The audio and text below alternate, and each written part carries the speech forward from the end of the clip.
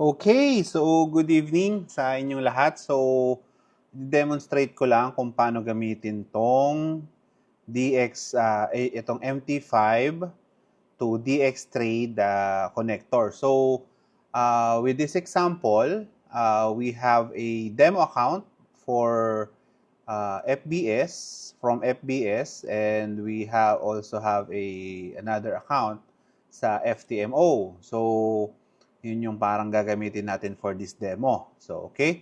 So, number one na gagawin natin is, of course, let's paste it dito sa ating MT5 terminal, di ba? Kung saan natin pagkakapihan. So, yung terminal na kung saan manggagaling yung mga trades. The terminal where the trades will come from, di ba? Okay?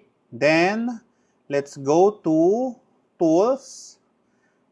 Okay? Then Options. Then after nating after that, let's go to Trade Expert Advisors again here. Let's go to ito. Then let's put the link. Now, yung link ng FTMO is naandito. So this is the link of FTMO. Doon sa mismong ito mismo kasama yung slash, no? So i-allow lang natin web request, then let's add another link here. Yan. Tapos i-paste lang natin tong link na ito, itong nasa taas ito. Hanggang dito sa slash, tapos isama lang natin dito. So this will allow feedback from this web app dito, di ba? So, okay. So, ngayon, naka-paste na sa akin siya. Okay. Now, of course, we need to log in. So, ito, naka-log in na siya. But again, you need to log in the FTMO DX Trade na platform. Okay. Pero okay lang din naman na hindi kapag yung iaano mo na siya, because ang problema sa DX Trade, it's very unstable, lagi siyang nagla-log out. So web request naman tong EA natin, yung copier natin. So kahit hindi siya naka-open yung DX Trade, di ba? Magpa-place pa rin siya ng trades, di ba? Pero again, to confirm, at least have DX Trade on your phone, di ba? Para at least okay, to install naman, let's just paste it sa dito, ayan. So, nag-connection loss na naman. So, ayan. So, let's go to File. Dito sa File, i-paste nyo lang yung mismong doon sa MQL5 Experts Advisors, ito, or pwede rin naman dito na lang sa labas. Ayan. So, ito na yun eh. Ito na yung .ex5 na file, itong NoAlgo MT5 bridge, di ba? Okay. So, na siya. So, ang mahalaga dito is ma-attach natin siya. Okay? So, to attach the EA, let's just drag it to a chart dito, di ba? Kahit anong chart naman.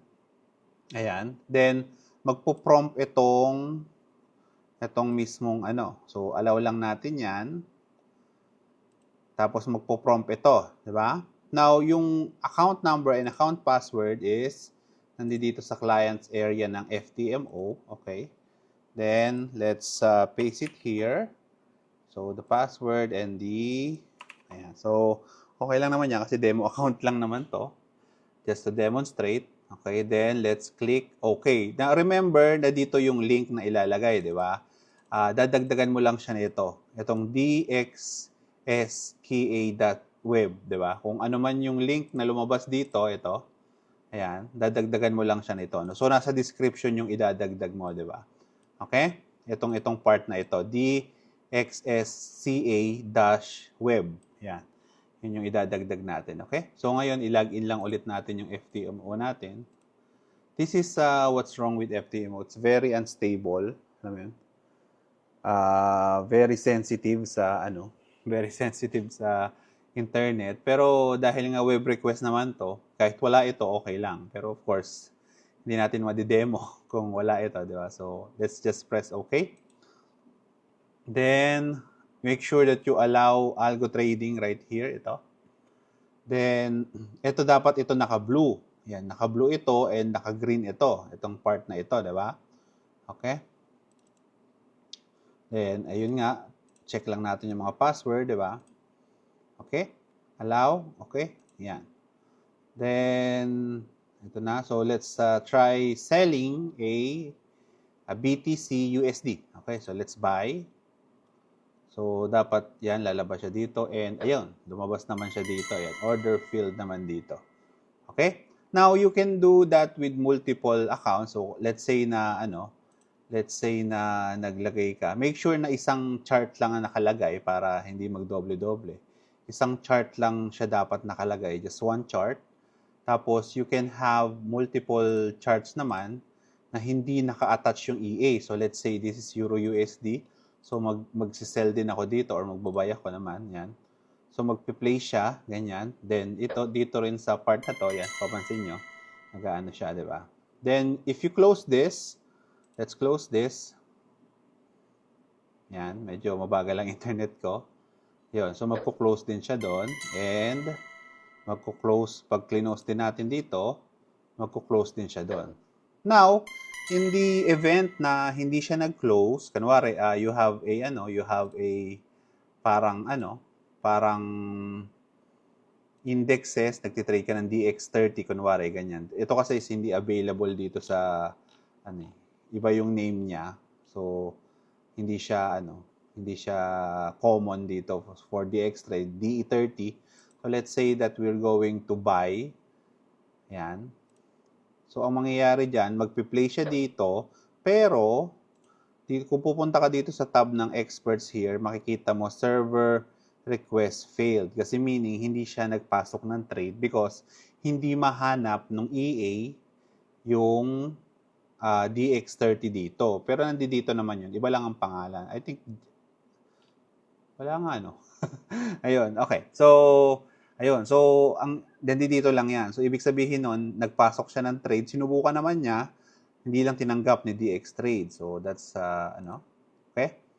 Now, pag nag-place naman tayo ng successful buy, ang lalabas dyan is,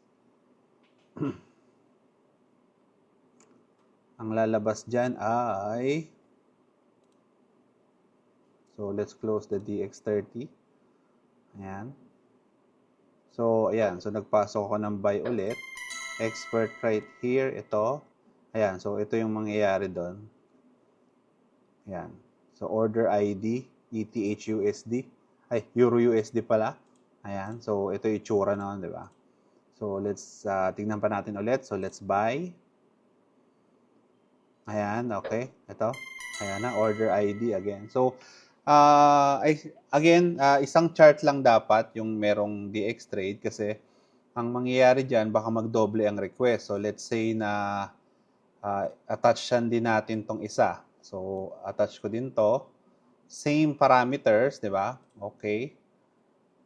Same parameters, kunwari. Yan. So, lalagay natin yung same na here at here.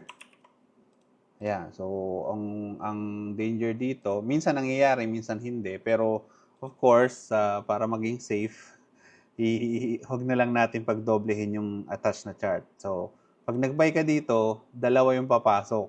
Usually, ganun nangyayari. Ayan.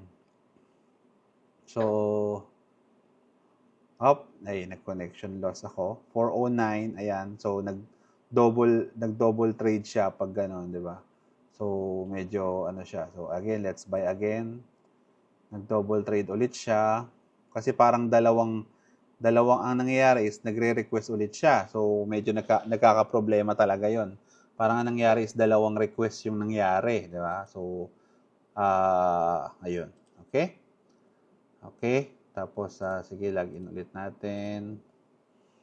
Ayan. Okay? So, again, just one chart lang. So, kunwari, in-attach mo na siya here sa BTC USD. Ang gawin mo na dito is i-minimize mo na yan.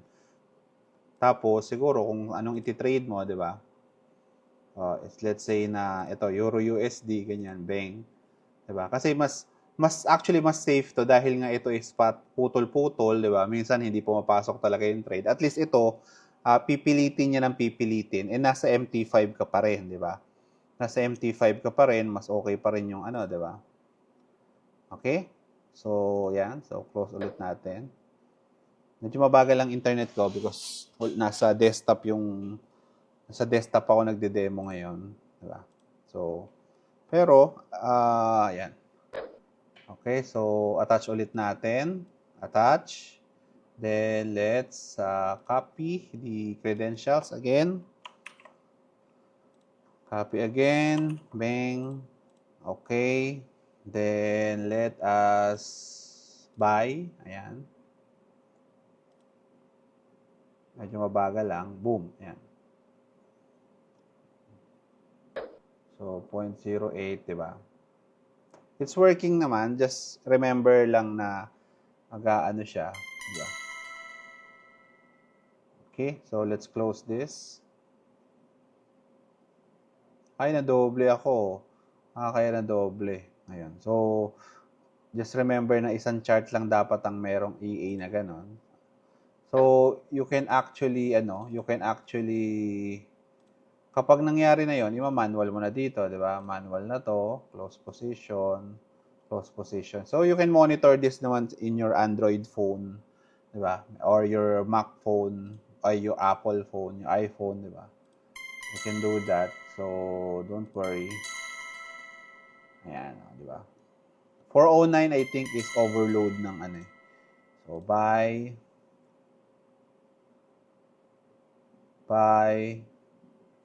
sell, buy, sell, buy, sell. Ayan. So, kahit regardless ilan ang ilagay mo dapat dyan, mag-field siya dapat. Kaso, syempre, ang aking internet ay, ayan na naman. Ay, nako. Ito ang medyo problema talaga sa, ito ang problema sa DXTrade, ano siya. Pero again, hindi siya hindi naman, okay lang yon kasi ang mangyayari naman is web request naman siya, so no need to. Diba? It will access the internet by itself, di ba? Ayun, so yeah, I hope na magka-problema. If may problema, just sali ka lang sa Discord namin and dun para sa customer support, di ba? No problem naman yun. Okay? So, yeah, okay na. Yeah, you can get the file sa Discord din. Diba? Sa Discord din natin. So, I'll just post the link here para at least dun sa description ng video na ito para at least makita mo, di ba? Okay? And yeah.